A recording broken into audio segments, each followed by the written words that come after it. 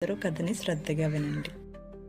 ఒకప్పుడు ఒక చిన్న అడవిలో ఆనందంగా జీవిస్తున్న జంతువుల కుటుంబం ఒకటి ఉండేది. ఆ అడవిలో పెద్ద మర్రి చెట్లు, వేప చెట్లు, టేకు చెట్లు ఉండేవి. ఆ కుటుంబంలో అమ్మ ఎలుగుబంటి, నాన్న ఎలుగుబంటి మరియు వాటి బిడ్డ బిరా ఉండేది.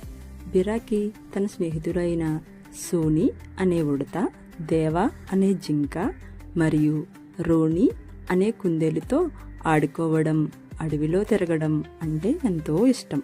ఒకరోజు ఉదయం బిరా తన స్నేహితులతో దాగుడుమూతలు ఆడుతుండగా దమ్ దమ్ దమ్ అనే పెద్ద ధ్వనిని విన్నారు.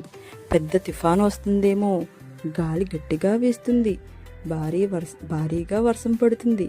బిరా మరియు తన స్నేహితులు తలదాచుకోవడం కోసం త్వరగా పరుగులు పెట్టారు.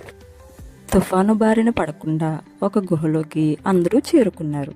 బయట తుఫాను పెరగడంతో గుహలో వారు కథలు చెప్పుకున్నారు, నవ్వుకున్నారు. తన స్నేహితులందరినీ ఒక్కసారి చూసి వారితో ఉన్న అనుబంధం మరియు అభిమానాన్ని వారి పట్ల బిరాకి కృతజ్ఞతాభావం కలిగింది. ప్రేమించే కుటుంబం, అద్భుతమైన స్నేహితులు ఉన్నందుకు చాలా అదృష్టంగా భావించింది.